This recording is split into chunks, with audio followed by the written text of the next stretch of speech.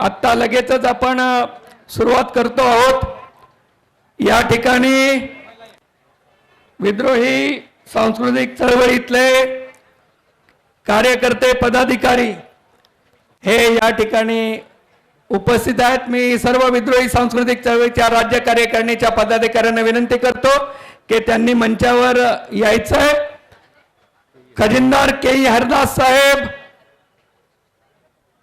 Engineer Savitri महामुनी madam, सर्व विद्रोही कार्यकारिणीचे सदस्य जे आहेत त्यांनी पदाधिकाऱ्यांनी या मंचावरती यावं। राजानंदजी सुरडकर, प्राध्यापक Bharat Shirsat, advocate Vaishali Dolas, Anant Bhavare sir, Savita Abhyankar madam, सहकार्याध्यक्ष डॉक्टर सुनीता शिंदे, सुलभा मुंडे मॅडम, त्याचबरोबर विद्रोही सांस्कृतिक चळवळीचे महाराष्ट्र कार्यकारिणी सदस्य अध्यक्ष प्राध्यापक Pratima Pardeshi, Arjun Bagol, Mansaram Pawar, doctor Vilas Buwa, LJ Gavit, advocate Sudeep Kamble, RT Gavit, doctor Ashok Chopde, doctor Leeladhar Patil, doctor Maruti Kasab, Amin Shaikh, Yashwant Phadtare, Vitthalrao Jadhav आणि त्याचबरोबर 18वे विद्रोही मराठी साहित्य संमेलन अंमळनेरमध्ये ज्यांनी यशस्वी केलं ते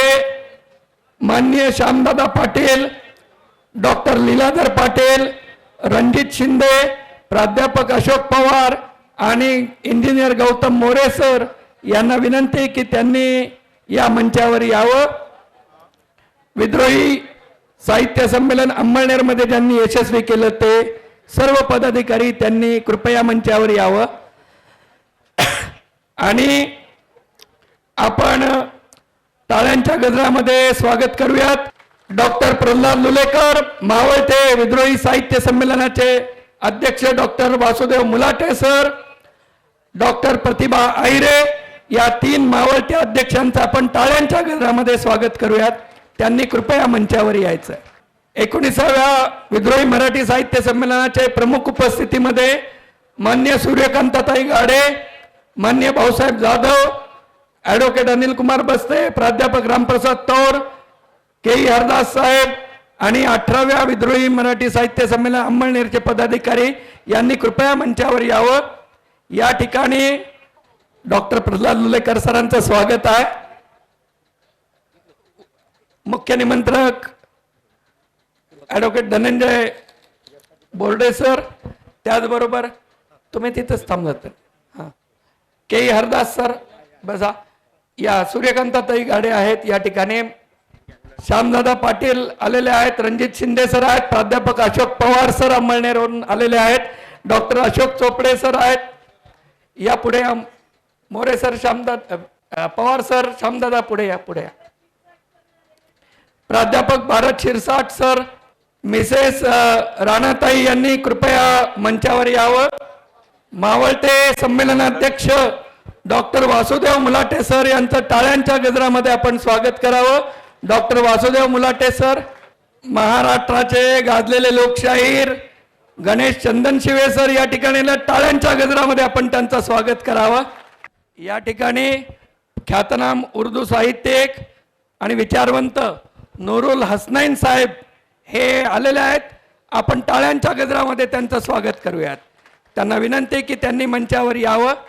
19व्या विद्रोही साहित्य संमेलनाच्या या आजच्या कार्यक्रमासाठी उपस्थित असलेले सर्व मान्यवर आणि मंचासमोर उपस्थित असलेले सर्व श्रोते हो, तुम्हाला मानाचा जय भीम। मागचे 18 वर्ष हे साहित्य संमेलन वेगवेगळ्या शहरामध्ये संपन्न होत आहे। वेगवेगळ्या शहरामध्ये आपण सर्व तेवढ्याच हिरिरीनं सहभागी होत आहात। हे संमेलन आपल्या अस्मितेचं प्रतीक आहे। आपला जगण्याचा हा मूलमंत्र आहे। साहित्यिक चळवळ जर थंडावली असेल तर माणसं मरणासन्न अवस्थेला जाऊ शकतात। म्हणून कविता माणसांना पेटवते, शब्द माणसांना बळ देतात। अशा या जीवनाचं प्रतीक असलेल्या या संमेलनाला आपण सर्व उपस्थित आहोत. आज या कार्यक्रमाची सुरुवात महात्मा फुलेकृत सत्याचं अखंड गायन या शीतल रुद्रबार आपल्या समोर सादर करणार आहेत. त्यांनी आपण सुरुवात करणार आहोत. या संमेलनाच्या सुरुवातीपासून सत्याचा अखंड आपण सादर करीत आहोत. मी शीतल गावित यांना अशी विनंती करतो, या सत्यशोधक महिला सभेच्या आदिवासी नेत्या आहेत, शीतल गावित यांना मी विनंती करतो की आपण सत्याचा अखंड सादर करावा. महात्मा फुले रचित सत्याचा अखंड. सत्य सर्वांचे आदी घर, सर्व धर्माचे माहेर, जगा माझी सुख सारे, खास सत्याची ती पोरे,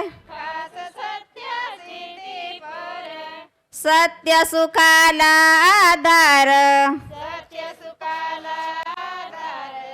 बाकी सर्व अंधकार, आहे सत्याचा बाजोर, काळी बंडाचा तो नीर,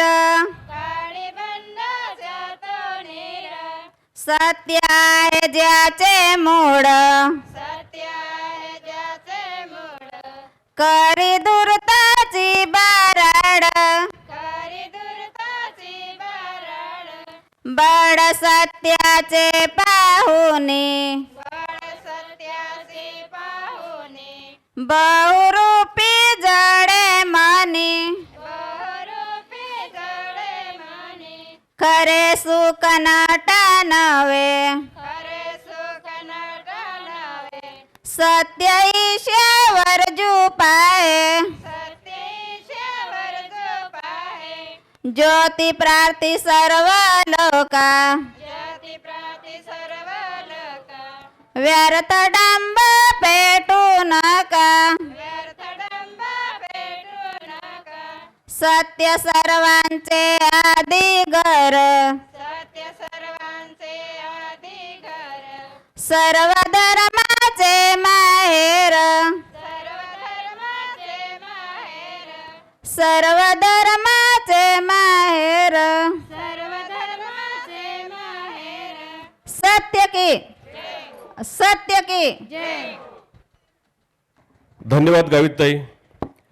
यानंतर मी विनंती करतो सत्यशोधक कार्यकर्ते अमृत भिल यांना. धुळ्याचे अमृत भिल हे सुद्धा मागील 18 वर्षापासून 18 संमेलनामध्ये पावरी वादन करत असतात. मी अमृत भिल यांना विनंती करतो की आपण पावरी वादन करावे. प्रवीण पवार आणि त्यांचे सहकारी झिरनीपाड्यावरून आलेत. त्यांनीही त्यांचे पावरी वादक घेऊन मंचाकडे यायचं आहे. आणि अमृत भिल कुणाल वराळे यांना सुद्धा विनंती आहे आपण मंचावर यावं. त्यानंतर नरेंद्र राठोड आणि सहकार्यांना विनंती आहे आपण या विद्रोही मंचावर उपस्थित व्हावं. डॉक्टर गणेश चंदनशिवे आपण विद्रोही संमेलन गीत आता सादर करावं. महाराष्ट्राचे ख्यातनाम लोककलावंत लोकशाहीर डॉक्टर गणेश चंदन शिवे सरांना आम्ही विनंती केली की त्यांनी या संमेलनाचं गीत लिहावं. त्यांनी जे संमेलन गीत तयार केलेलं आहे ते ऐतिहासिक संमेलन गीत आता आपल्यासमोर ते सादर करतायत. मी त्यांना विनंती करतो, डॉक्टर लोकशाहीर महाराष्ट्राचे ख्यातनाम लोककलावंत डॉक्टर गणेश चंदन शिवे सर. या भूमीला मराठी स्वराज्य मिळवून देणारे छत्रपती शिवाजी महाराज, ज्यांनी सत्याचा शोध लावला आणि आमच्यासारखे फाटकी लोक उभी केली, असे महात्मा क्रांतिबा ज्योतिबा फुले, तथागत भगवान गौतम बुद्ध, बोधिसत्व परमपूज्य भारतरत्न डॉक्टर बाबासाहेब आंबेडकर, महामाता जिजाऊ माता सावित्री, माता रमाई, माता भीमाई, माता फातिमा या सर्वांना मी अभिवादन करतो.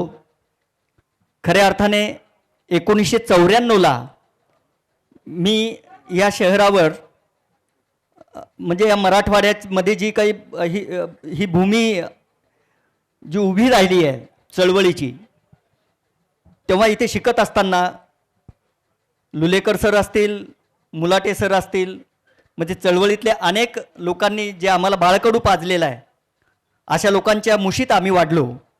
आणि 1994 साली मी हे गीत लिहिलेलं आहे. खंडेराया तुला करते नवस. त्याकडे नवस खवस करण्याची परंपरा नाही आहे. तर तिने काय नवस केलाय?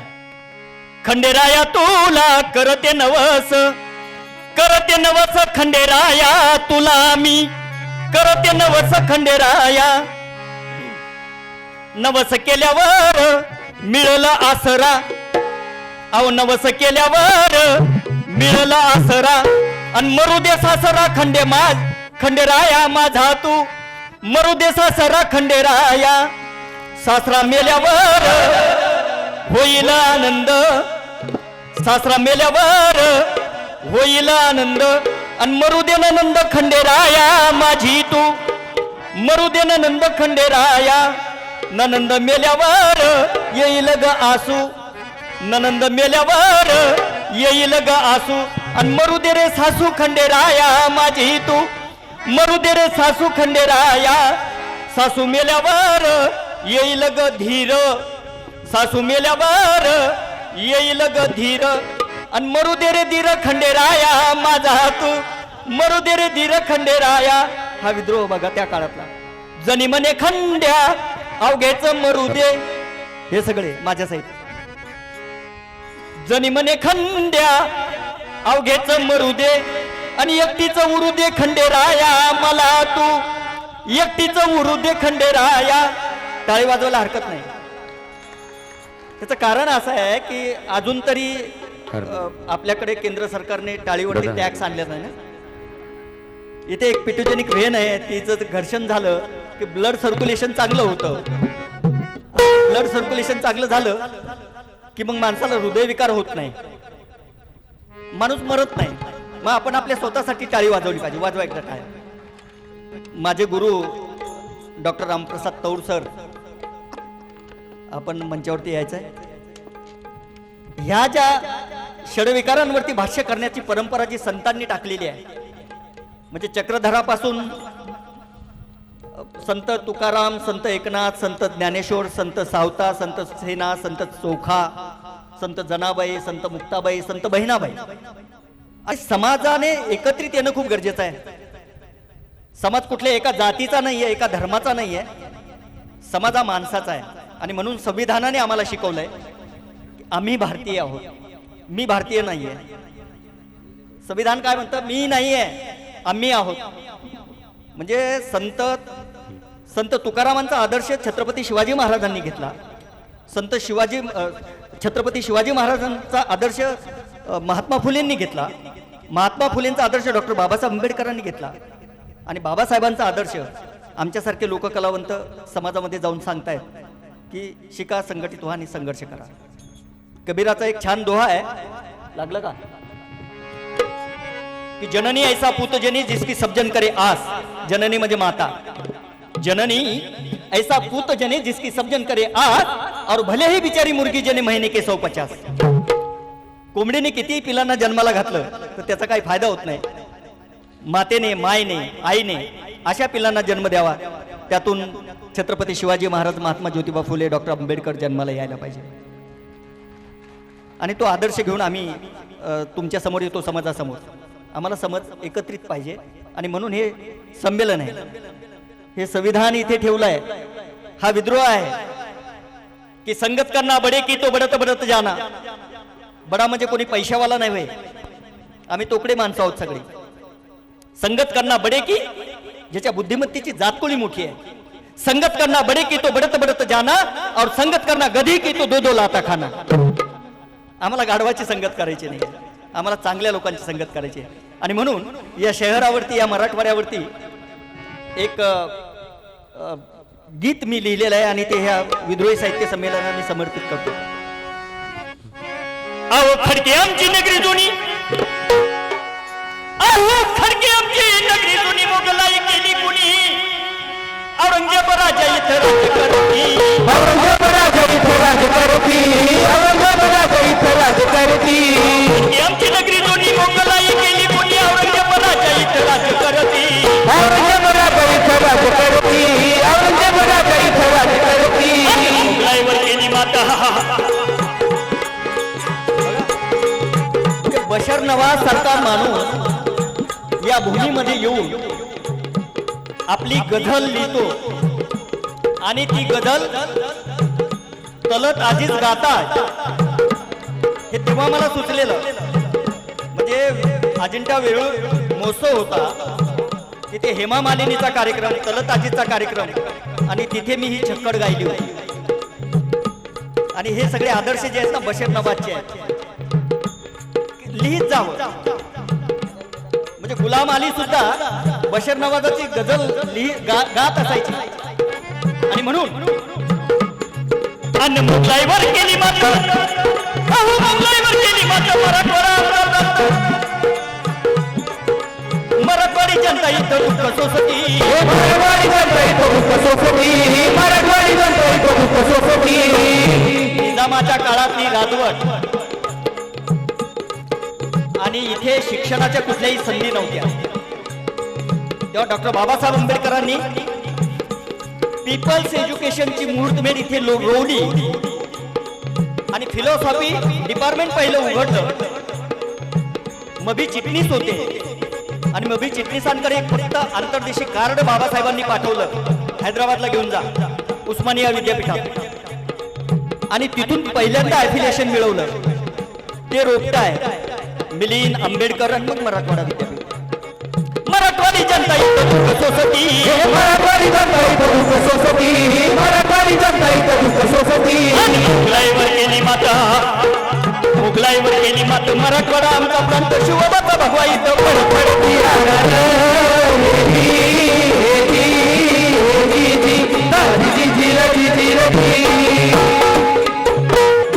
बावन पुढे मी तुम्हाला औरंगाबादला फिरवतोय आता संभाजीनगर मध्ये आताच्या, म्हणजे आधी खडकी मग औरंगाबाद, आता संभाजीनगर, पुढे काय होईल माहिती नाही. अहो बावनंगी बावन पुढे त्याची दारे झुळ झुळ पाणी बाहेर चहू बाजूनी, झुळ झुळ पाणी बाहेर चहू बाजूनी, झुळ झुळ पाणी बाहेर चहू बाजूनी. बेगमपुरा, जयसिंगपुरा, बेगमपुरा, भावसिंगपुरा, औरंगपुरा, छावणीमध्ये बघा मिलिटरी वसती.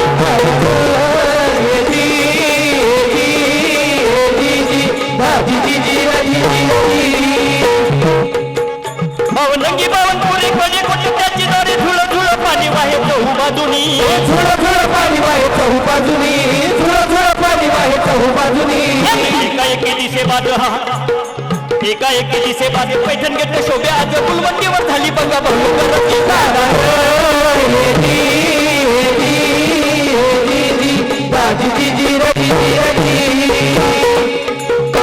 या भूमीने अनेक बलिदानं दिलेली आहेत. म्हणजे डॉक्टर बाबासाहेब आंबेडकरांच्या नावाने मराठवाडा विद्यापीठ व्हावं म्हणून नामांतराची खूप मोठी चळवळ सुरू झाली. आणि या चळवळीमध्ये अनेक साहित्य ताई बसलेल्या आहेत, अनेक साहित्यिकांनी दलित चळवळ इथे उभी केली आहे. दलित साहित्यिकांची, दलितांचं म्हणणं काय होतं की त्यांच्या आतड्याचा लिलाव, त्यांच्या खाण्याचं जगणं, ते काय खातात, काय पितात, त्यांनी कसं राहावं, कसं बोलावं. पुढे ग्रामीण साहित्य आलं लुलेकर सर, पण आपल्या जगण्याचं भांडवल करून आमचा माणूस मोठा झाला नाही, त्याची उदाहरणं आहेत. आम्ही आमच्या जगण्याचं भांडवल केलेलं नाहीये आणि आपणही करू नये. तत्व खूप महत्वाची असतात, जे बाबासाहेबांनी दिलेले, जे ब्रीद आम्हाला बाबासाहेबांनी दिलेलं आहे, ती तत्व घेऊन आम्ही समाजाच्या समोर जातो. आणि म्हणून या सगळ्या साहित्यिकांनी दलित चळवळ उभी केली आणि पुचेराम कांबळे असेल किंवा गौतम वाघमारे असेल या मंडळीने आपल्या प्राणाची आहुती दिली की बाबासाहेबाच्या नावाचं विद्यापीठ झालं पाहिजे. आणि म्हणून शिक्षणाचा मोठा ताकद, शिक्षणाचा मोठा ताकद बाबासाहेब विद्यापीठ घाटीसारखे रुग्णालय मोठे दिसती, घाटीसारखे रुग्णालय मोठे दिसती, घाटीसारखे रुग्णालय मोठे दिसती. शिक्षणाचा मोठा ताकद बाबासाहेब विद्यापीठ घाटीसारखे रुग्णालय मोठे दिसती, घाटीसारखे रुग्णालय मोठे दिसती, घाटीसारखे रुग्णालय मोठे दिसती. औद्योगिक वसाहती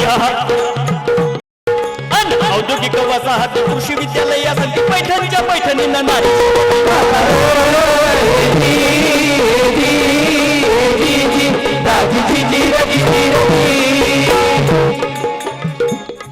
अन्न सुपारी हनुमान इथे एकटा बघा. यहाँ पे हिंदू है, मुस्लिम है, बौद्ध है, सिख है, ईसाई है. या शहराची ती खासियत आहे आणि म्हणून आम्हाला एकतेचा संदेश देणं गरजेचं आहे. सुपारी हनुमान वरदाच्या गणपतीनं भाविकांना टाकी येले मोहून, भाविकाला टाळलेले मोहून, भाविकाला टाळलेले मोहून. अन शानूर मिया दर्ग्यावरती शानूर मिया दर्ग्यावरती चादर ही पसरली ती हिंदू मुस्लिम जातात एक.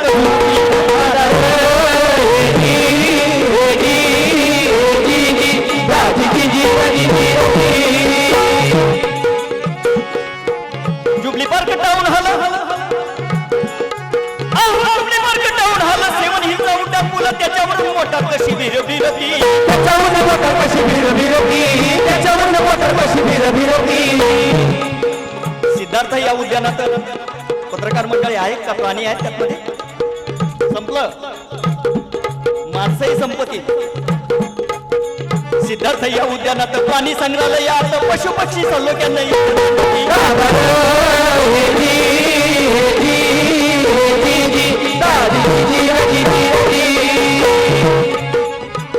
तेव्हाची खडकी, नंतरचा औरंगाबाद, आताचं संभाजीनगर. मीटर मध्ये बसवणं थोडस अवघड आहे. संभाजीनगर निर्मळ गाव, राजकीय लोकांना घाबरावं लागतं का? संभाजीनगर म्हणा. संभाजीनगर निर्मळ गाव, चंदन शिवे शोभे नाव, लावणी लिहिली शाहिरानं तळमळीनं, लावणी लिहिली शाहिरानं तळमळीनं, लावणी लिहिली शाहिरानं तळमळीनं. गाव आमचा एक राहो, गाव आमचा एक राहो, विद्रोहीला समर्पित व्हावं आणि एकतेने पुढे जावं प्रगतीहीन.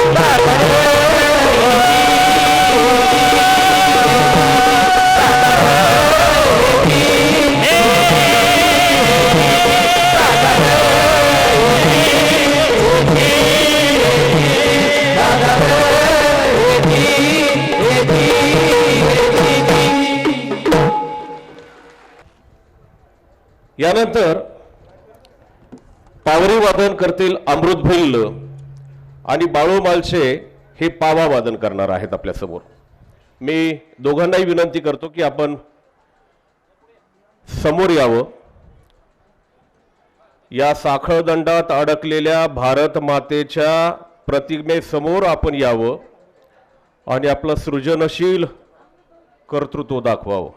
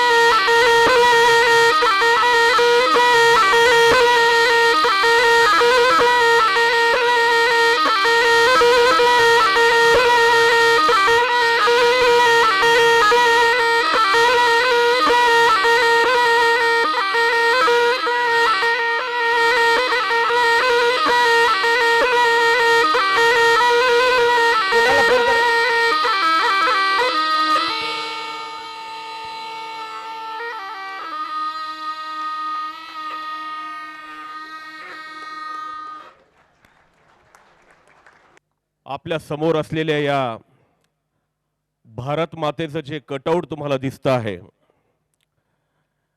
या सृजनशील भूमीला मनुवादाचा विळखा पडलेला आहे आणि हे मनुवादाचं कुलूप याला प्रतिमेसमोर तुम्हाला दिसतं आहे. या भूमीला जर मुक्त करायचं असेल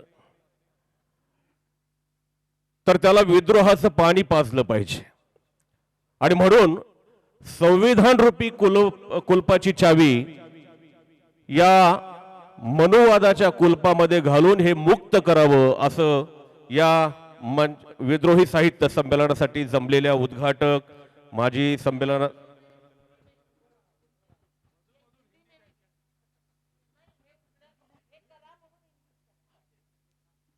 ये जो ताला लगा हुआ है मनुवाद का, मनुस्मृति का, उसे आप अपने कर कमलों से खोलिए संविधान रूपी चाबी लगाकर.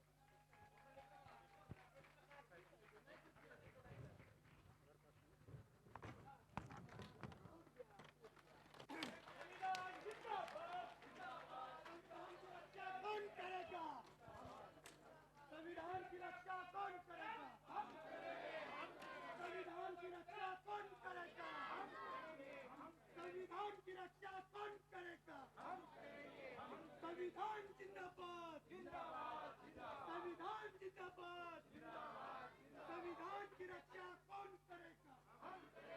हर संविधान की रक्षा कौन करेगा? मनुवाद मुर्दाबाद मनुवाद मुर्दाबाद अंबेडकरवाद जिंदाबाद. धन्यवाद धन्यवाद. सर्व कार्यकर्त्यांना विनंती आहे, ही भारत माता आता या मनुवादाच्या विळख्यातून मुक्त झाली आहे तर कृपया तिला मुक्तपणे वावरू द्या, म्हणजे बाजूला घेऊन जा. गणेशनं गाणं म्हटलं आणि आजच्या उद्घाटक जे आहेत कवल भारती यांनाही अशी इच्छा झाली कि आपण काहीतरी काव्य पंक्ति सादर कराव्यात. मैं कवल भारती जी से अनुरोध करता हूं कि वो अपनी प्रस्तुति करें. साहब, सभी विद्वानों के बीच में अपने आप को उपस्थित देखकर मैं हिंदी क्षेत्र का एक अदना सा लेखक बहुत बहुत गौरवान्वित महसूस कर रहा हूं.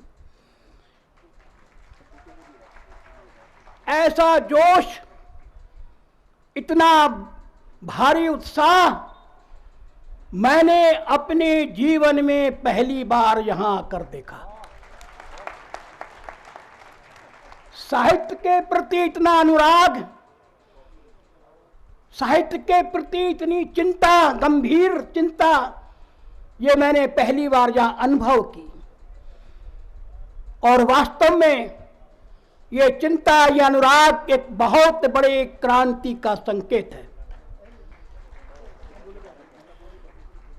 जब हमारे साथी विद्वान प्रोफेसर साहब अपने गीत की प्रस्तुति कर रहे थे, यहाँ दूसरी प्रस्तुति एक और हो रही थी, और जब संविधान के ताले से, संविधान की चाबी से मनुवाद का ताला तोड़ा, तो मेरे अंदर भी मेरा एक गीतकार जाग उठा कि मैं भी आपके सामने कुछ पंक्तियाँ कहने की कोशिश करूं, अगर मंच मुझे आदेश दे, अगर मंच की इजाजत हो तो मैं प्रस्तुत करूं. जोश ना घटाना, जोश ना घटाना, बढ़ते ही जाना, जोश ना घटाना, बढ़ते ही जाना, लक्ष्य ना भुलाना अपना, लक्ष्य ना भुलाना, मत ना होना भयभीत, होगी जनतंत्र की ही शानदार जीत, होगी जनतंत्र की ही शानदार जीत। यार तने देश को बर्बाद कर डाला, तने बर्बाद कर डाला, बोला तेरा जनता से पाला, तेरा ये मुंह करेगी काला। पर अब जनता से पाला करेगी तेरे मुंह को ये काला। अब काम अब आवेगा काम ना, आवेगा काम ना, अभी श्री राम ना, आवेगा काम ना, अभी श्री राम ना, करेगी तेरा सामना। जनता की प्रीत होगी जनतंत्र की ही शानदार जीत, होगी जनतंत्र की ही शानदार जीत। ये है असली गद्दार, लोक का राज न चावे, लोक का राज न चावे, राग ये हिंदुत्व का गावे, फिजा में नफरत फैलावे। ये है असली गद्दार, लोक का राज न चावे, राग ये हिंदुत्व का गावे, फिजा में नफरत फैलावे। मत घबराना न झांसे में आना, मत घबराना न झांसे में आना, हमेशा बनाना अपना संविधान को ही नीत, होगी जनतंत्र की ही शानदार जीत, होगी जनतंत्र की ही शानदार जीत। ये गीत मैंने उस समय लिखा था जब दिल्ली में शाहीन बाग का आंदोलन चल रहा था। इंकलाब लिख गई नारियां शाहीन बाग की, हाँ शाहीन बाग की, जनता के अनुराग की, सोए हुओं के जाग की, जनता के अनुराग की, सोए हुओं की जाग की। हिंदू सिख ईसाई मुस्लिम है भाई भाई, हिंदू सिख ईसाई मुस्लिम है भाई भाई। ये नफरत की विदाई लाई, मुहब्बत की रीत, होगी जनतंत्र की ही शानदार जीत, होगी जनतंत्र की ही शानदार जीत। अंतिम कड़ी में रुकेगा न लोक युद्ध ये जन अधिकार का, हाँ जन अधिकार का है ये आर पार का, खात्मा होगा जार का, है ये आर पार का, खात्मा होगा जार का। तिरंगा लहराओ राष्ट्रगान गाओ, तिरंगा लहराओ राष्ट्रगान गाओ, सबको सुनाओ साथी कमल का ये गीत, होगी जनतंत्र की ही शानदार जीत। इन्हीं शब्दों के साथ मैं आपका इस विद्रोही साहित्य सम्मेलन का उद्घाटन करता हूं और उद्घाटन भाषण फिर बाद में। कमल भारती हे ज्येष्ठ आंबेडकरी दलित साहित्यिक, हिंदी साहित्यिक आहेत। विद्रोही साहित्य संमेलनाचे उद्घाटक म्हणून या संमेलनाची परंपरा आहे की महाराष्ट्राच्या बाहेरचे मराठी भाषेशिवायचे साहित्यिकांना बोलवावं। त्यानुसार doctor Ejaz Ahmed, doctor Uma Chakravarti, doctor Jayant Pawar, Asghar Wajahat, Gauhar रजा, रहमान अब्बास हे आतापर्यंत या संमेलनाचे उद्घाटक राहिलेले आहेत। यावर्षी कमल भारती यांना आपण उद्घाटक म्हणून आमंत्रित केलेलं आहे। उत्तर प्रदेशातील दलित शोषित समाजाचे कमल भारती असून समीक्षक आहेत, अनुवादक आहेत। मनुस्मृतीचे प्रतिक्रांतीचे धर्मशास्त्र, समाजवादी आंबेडकर, सीता एक विद्रोही स्त्री, अशा एकापेक्षा एक वेगवेगळे असे 32 पुस्तकं ग्रंथ त्यांच्या नावावर आहेत। त्यातले वैचारिक 9, संपादन 3, इतिहास विषयक 12, समीक्षेचे 7 ग्रंथ, असे अनेक ग्रंथ त्यांच्या नावावर आहेत। भीमरत्न पुरस्काराशिवाय आणखी अनेक पुरस्कारही त्यांना प्राप्त झालेले आहेत। मी आजच्या या कार्यक्रमाचे स्वागताध्यक्ष इंजिनियर सतीश चकोर यांना विनंती करतो की आपण या मान्यवरांचं स्वागत करावं, पण कमल भारती यांचं स्वागत करण्याची विनंती मी विद्रोही सांस्कृतिक चळवळीच्या राज्याध्यक्षा प्रतिमा परदेशी मॅडम यांना विनंती करतो की आपण कमल भारती यांचं संविधानाची प्रत आणि स्मृतिचिन्ह देऊन स्वागत करावं.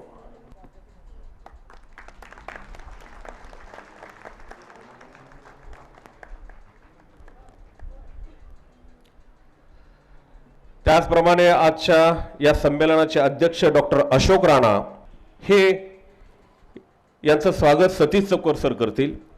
अशोक राणा हे आजच्या 19व्या विद्रोही साहित्य संमेलनाचे अध्यक्ष आहेत.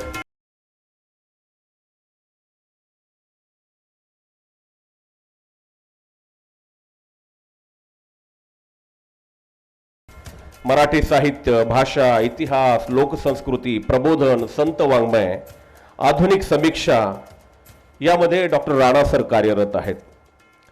प्राचीन इतिहासावर त्यांची जवळपास 23 पुस्तकं प्रकाशित झालेली आहेत. संत वाङ्मय, जिजाऊ शिवराय यांच्यावर 6 पुस्तकं, संशोधन पद्धतीवर 3 पुस्तकं, मातृदेवता आणि लोकसंस्कृतीचे ते अभ्यासक आहेत. त्यांचं एक महत्त्वाचं वैशिष्ट्य मला इथं सांगावंसं वाटतं की रुजलेल्या व लादलेल्या मिथकांनी विकृत वळण घेऊन इतिहासाचा ताबा घेऊ नये याची संयतपणे काळजी घेत मिथकामागील अर्थ आणि अन्वयार्थ स्पष्ट करण्याचा निरंतर प्रयत्न डॉक्टर राणा सर करत असतात. मी यानंतर मावळते संमेलनाध्यक्ष, ग्रामीण साहित्य चळवळीचे आद्य प्रणेते डॉक्टर वासुदेव मुलाटे यांचं स्वागत करण्याची विनंती या संमेलनाचे मुख्य निमंत्रक धनंजय बोर्डे यांना करतो. आपण मुलाटे सरांचं स्वागत करावं.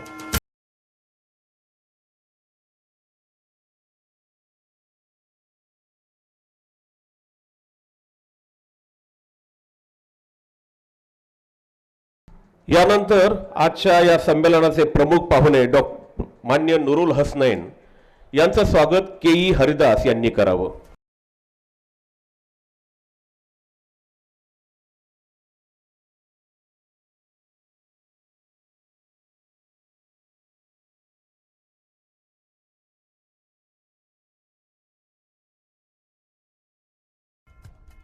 या संमेलनाचे यापूर्वीचे अध्यक्ष प्रल्हादजी लुलेकर आणि डॉक्टर प्रतिभा अहिरे यांचाही सत्कार संयोजकांनी करावा अशी मी त्यांना विनंती करतो.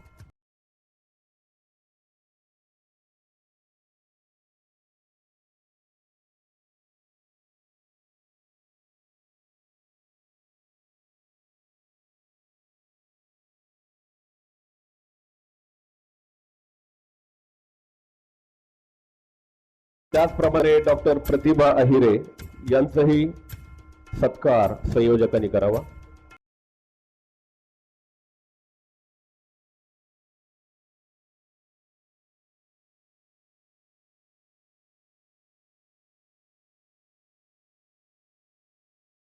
नरेंद्र राठोड आणि सहकारी आपल्या समोर संत कबीराच्या दोह्यांचं गायन करणार आहेत.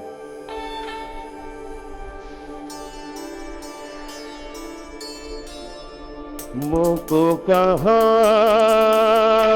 तू मेरे बंदे, मैं तो तेरे ही पास में. मुझको कहा तू मेरे बंदे, मैं तो तेरे ही पास में. मुझको कहा मेरे बंदे.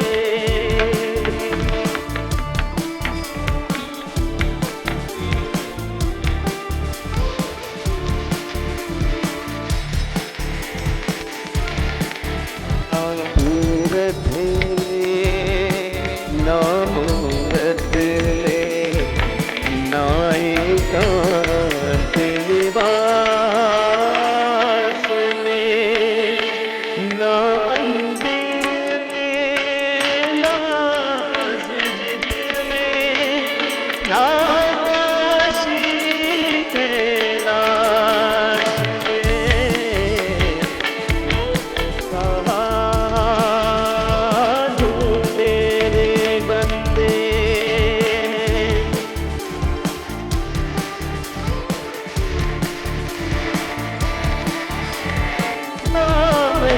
सपने नाम सपने नाम व्रत उपास में नाम गिरिया करने रहता नाही योग संन्यास में मोको कहा मेरे बंदे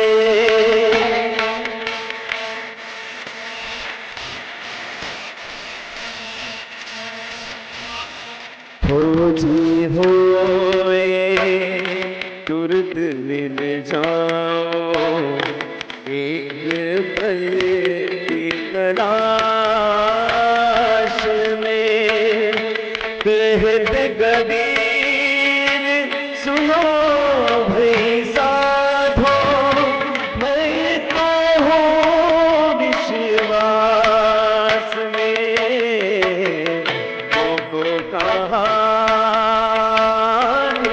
मेरे बंदे मेरे ही पास में मोको कहा मेरे बंदे मेरे पास में।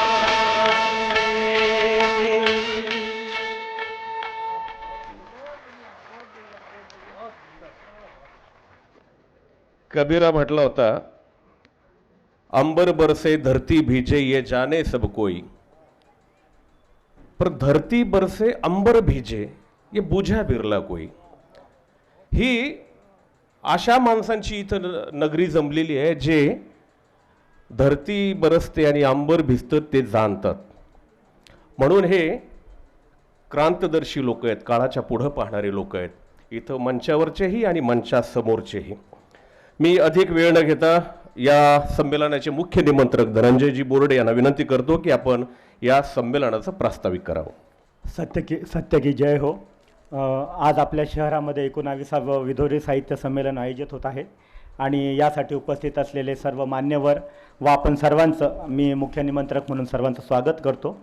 महात्मा फुलेंनी सांगितलं होतं की जे साहित्य आपली दखल घेत नाहीत अशा प्रास्ताविकांच्या ग्रंथकार सभेला हजर न राहता आपले प्रश्न आणि आपल्या समस्या मांडणाऱ्या साहित्याची निर्मिती व्हावी. आणि ते जे महात्मा फुलेंचे पत्र होतं त्याच पत्राला शिरोधार्य म्हणजे प्रमाण मानूनच हे सगळी विद्रोही मंडळी जी आहे हे विद्रोही साहित्याचा जागर करीत आहेत. या सर्व साहित्यकारांचे स्वागत करतो मी आणि संमेलनाला शुभेच्छा देतो. जय भीम, जय भारत. इंजिनियर सतीश चकोर आपलं मत मांडतील स्वागत अध्यक्ष म्हणून. आम्हाला 1.5 महिन्यापूर्वी एक मेसेज आला किशोर ढमाले सरांचा की विद्रोहीचं संमेलन, साहित्य संमेलन हे आपल्या शहरात होणार आहे, तर त्या संदर्भानं प्रायमरी जी मीटिंग होणार आहे त्यासाठी उपस्थित राहा. आणि माझ्या पत्नीला तो मेसेज आला होता आणि आम्ही तिथे उपस्थित राहिलो. सरांचा आणि आमचा इथल्या बऱ्याचशा मंडळीचा आमचा परिचयही नव्हता. फक्त त्यांना आम्ही सोशल मीडियावरती किंवा पुस्तकांच्या माध्यमातून भेटलो होतो, पण प्रत्यक्ष त्या दिवशी भेट झाली आणि विद्रोही चळवळीची जी भूमिका आहे त्यांच्यासोबत चर्चा केली, माहिती झाली. पण ती चर्चा होण्याचं किंवा आम्ही जोडण्याचं एक महत्त्वाचं कारण होतं आणि ते कारण मला इथं आवर्जून नमूद करावं असं वाटतं. कारण ज्यावेळेस आम्ही 6 वर्षापूर्वी सत्यशोधक पद्धतीनं इंटरकास्ट मॅरेज करायचं ठरवलं त्यावेळेस किशोर सरांना सत्यशोधक पद्धती काय आहे यासाठी आम्ही फोन केला. त्यांनी आम्हाला पत्रिका दिली कशी असते सत्यशोधक विवाहाची आणि त्या पद्धतीनं आमचा विवाह पार पडला. सत्यशोधक पद्धतीनं विवाह पार पडण्यासाठी प्रतिमा परदेशी आणि किशोर ढमाले सरांनी आम्हाला जी मदत केली किंवा जे सहाय्य केलं, जे मार्गदर्शन केलं, त्यामुळे आम्ही जोडल्या गेलो होतो. आणि त्याचा परिणाम म्हणून इथे आल्यानंतर ती मीटिंग आणि सर्व नियोजन पाहिल्यानंतर त्यांनी आमच्याशी आग्रह केला की चळवळीत अनेक लोक येतात आणि असे संमेलनाचे जे फलित असतं की फुले शाहू आंबेडकरांचा जो विचार आहे, परिवर्तनवादी विचार आहे, तो किमान 10 लोकांच्या पर्यंत आयुष्यात परिवर्तित व्हावा. नाही तर विचार बरेच जण ऐकतात लिहितात, पण तो आचरणात जोपर्यंत येत नाही तोपर्यंत त्या विचाराला धार येत नाही. आणि ती धार आम्ही त्या पद्धतीनं आचरणात आणल्यामुळं त्यांनी आमच्याशी आग्रह केला आणि आम्ही दोघेही दाम्पत्य या संमेलनाचं स्वागत अध्यक्ष म्हणून जबाबदारी घेण्याची आम्ही मान्य केलं. आणि मागच्या 1.5 महिन्यापासून पूर्ण शहरामध्ये वेगवेगळ्या कार्यकर्त्यांमध्ये भेटत राहिलो. आणि विद्रोहीचं एक मला आवर्जून, मी सुरुवातीला संभाजी ब्रिगेड मराठा सेवा संघ या चळवळीच्या माध्यमातून एक परिवर्तनवादी विचाराच्या सोबत जोडलं गेलो होतो. पण मी पाहिलं मागच्या 10 वर्षामध्ये जे संविधान विरोधी किंवा संविधानाला न मानणारं मनुवादी विचारसरणीचा प्रचार प्रसार करणारं सरकार केंद्रात आणि राज्यात ज्या आलेलं आहे तेव्हापासून ही चळवळ जी आहे ती बऱ्यापैकी कमी झालेली आहे. आणि त्यामध्ये परिवर्तनवादी वेगवेगळे शेड जे आहेत, मराठा सेवा संघ असो, संभाजी ब्रिगेड असो, भटके विमुक्त असो, त्यांच्या संघटना असो, सत्यशोधक समाज संघ असो किंवा जमाते इस्लामी असो, वेगवेगळ्या आंबेडकराईट वेगवेगळ्या संघटना असो, ह्या विखुरलेल्या गेलेल्या आहेत. आणि विद्रोहीचं हे यश आहे की या सर्व परिवर्तनवादी शेडला ते एकत्र घेऊन एका मंचावरती विचार विनिमय करायला भाग पाडतं. ही विद्रोहीची सगळ्यात मोठी सकारात्मक बाजू आहे. आम्ही मागच्या 1.5 महिन्यापासून वेगवेगळ्या समित्यांच्या माध्यमातून पूर्ण प्रचारासाठी जोडला गेलो होतो. आणि मला विद्रोहीची अजून एक भूमिका आवडली की त्यांनी सांगितलं, एक बजेट काढलं कार्यक्रमाचं, एवढं बजेट होतंय तर आपल्याला निधी देणारे व्यक्ती पाहिजेत. तर काही जणांनी सांगितलं की आम्ही वन टाईम, तुम्ही कशाला प्रत्येक ठिकाणी प्रत्येक व्यक्तीकडे जात बसता, आम्ही वन टाईम करू शकतो. आणि वन टाईम म्हणजे एकाच व्यक्तीनं पेमेंट करून पूर्ण कार्यक्रम पाहू शकतो. तर अशी भूमिका आल्यानंतर प्रतिमाताईंनी सांगितलेलं मला ते खूप आवडलं की एका व्यक्तीच्या आश्रयाखाली जर कार्यक्रम झाला तर त्या व्यक्तीचाच प्रभाव राहतो आणि त्याचे विचार तो पसरवण्याचा किंवा रेटण्याचा प्रयत्न करतो. आणि मग परिवर्तनवादी जो शेड आहे तो किंवा विचार आहे तो बाजूला राहतो. त्यामुळं आपण वेगवेगळ्या लोकांशी, मान्यवरांशी, चळवळीशी जोडलेल्या उद्योजकांशी, वेगवेगळ्या लोकांशी भेटलो, निधी संकलन केलं. आणि आजच्या घडीला जो कार्यक्रम इथे तुम्हाला दिसतोय यासाठी मी स्वागताध्यक्ष म्हणून किंवा मुख्य निमंत्रक ॲडव्होकेट धनंजय बोर्डे म्हणून सुद्धा समोर येऊन आम्ही बोलत जरी असलो तर या मागे 100 ते 150 कार्यकर्त्यांची मागच्या 1.5 महिन्याची ही परिश्रम आणि अथक मेहनतीचं हे फलित आहे. जाता जाता आपल्याला अध्यक्षांचं भाषण ऐकायचंय, परंतु एक भूमिका जी महात्मा फुलेंनी मांडलेली की बहुजन समाजातील ग्रंथकार जेव्हा तयार होतील त्यावेळेस ते एकीचं बीज शोधून आपल्या सभा, आपली संमेलन तयार करतील आणि ती भरवतील. ती भूमिका आज घडीला आपल्याला पुढे रेटायची आहे. आणि ती रेटताना एक आलेला अनुभव सांगतो आणि मी थांबतो. आम्ही या छत्रपती संभाजीनगरमध्ये आणि पूर्वीच्या औरंगाबाद शहरातील वेगवेगळ्या गल्लीमध्ये आणि वेगवेगळ्या मोहल्ल्यामध्ये जाऊन मुठभर धान्य आणि 1 रुपया विद्रोहीसाठी ही मोहीम राबवली. आणि त्या मोहिमेमध्ये आम्हाला जे जाणवलं ते प्रकर्षानं इथं मला सांगायचंय. आणि त्या घटनेनंतर किंवा त्या भूमिकेनंतर आपल्याला मार्गदर्शन अध्यक्ष आणि इतर मान्यवर तर करतील. आम्ही छोट्या छोट्या गल्लीमध्ये, कष्टकऱ्यांच्या, श्रमकऱ्यांच्या गल्लीमध्ये गेलो. आम्हाला सडळ हाताने कोणी मुठभर धान्य, पसाभर धान्य, कोणी गहू दिलं काही माय माऊल्यांनी, काही सामान्य माणसांनी 20 रुपये, 100 रुपये, 50 रुपये जशी जमेल तशी मदत केली.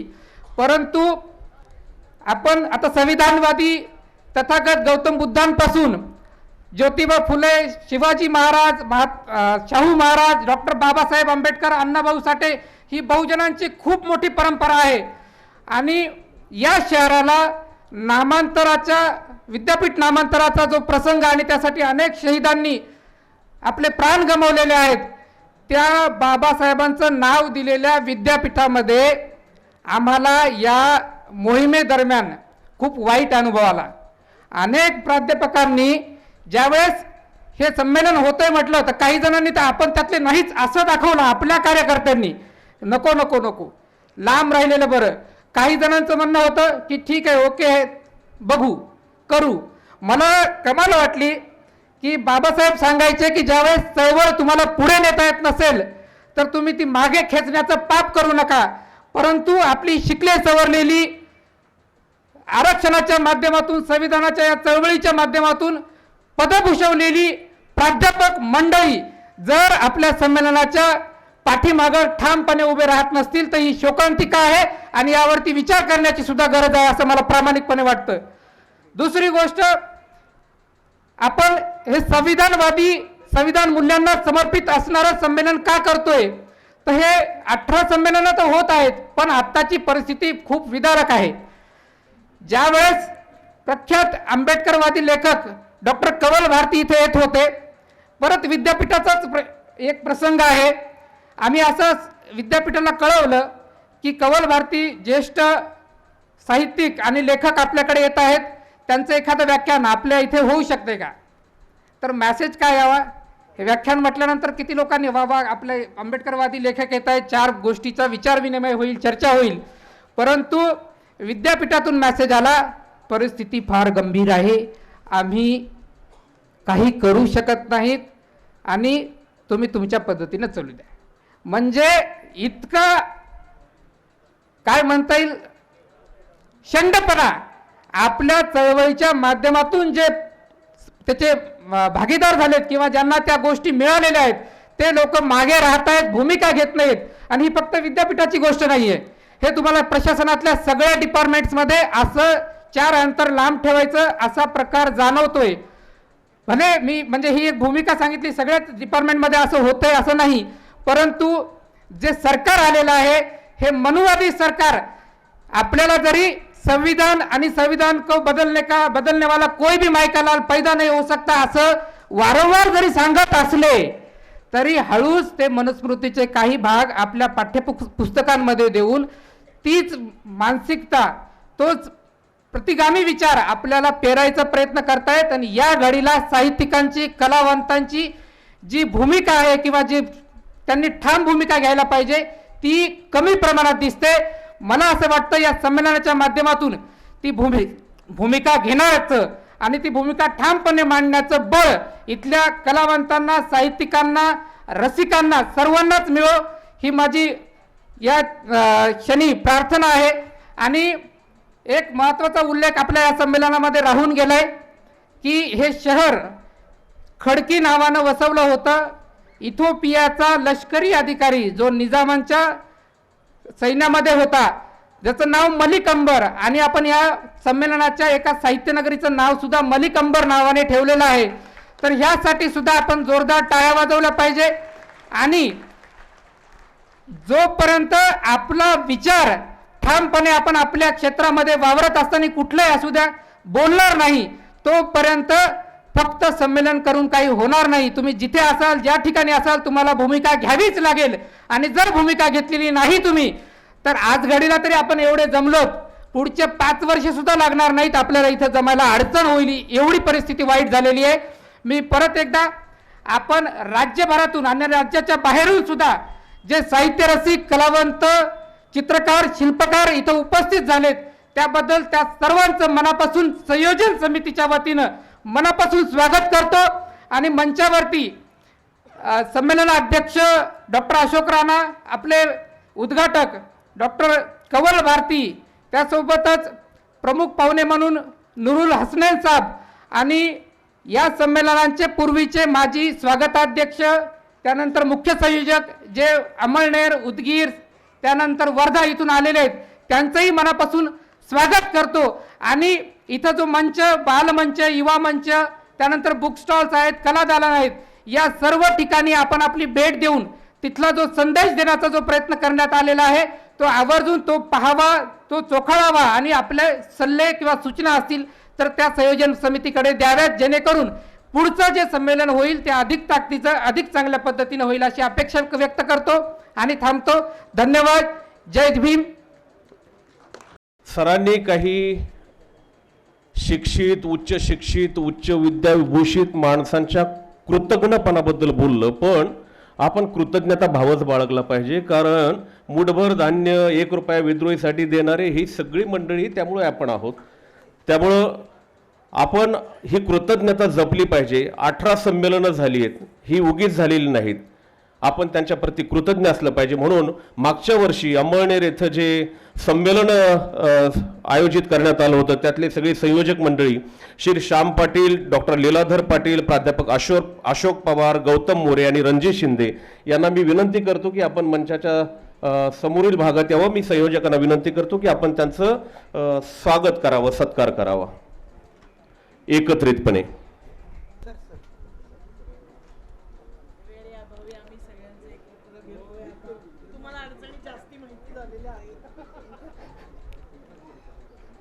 सर एक मिनिट सर आले हां.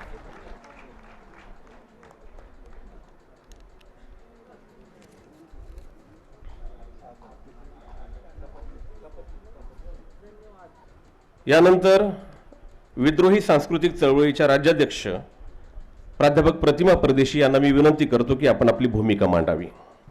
विद्रोही सांस्कृतिक चळवळ आयोजित हे 19वे विद्रोही मराठी साहित्य संमेलन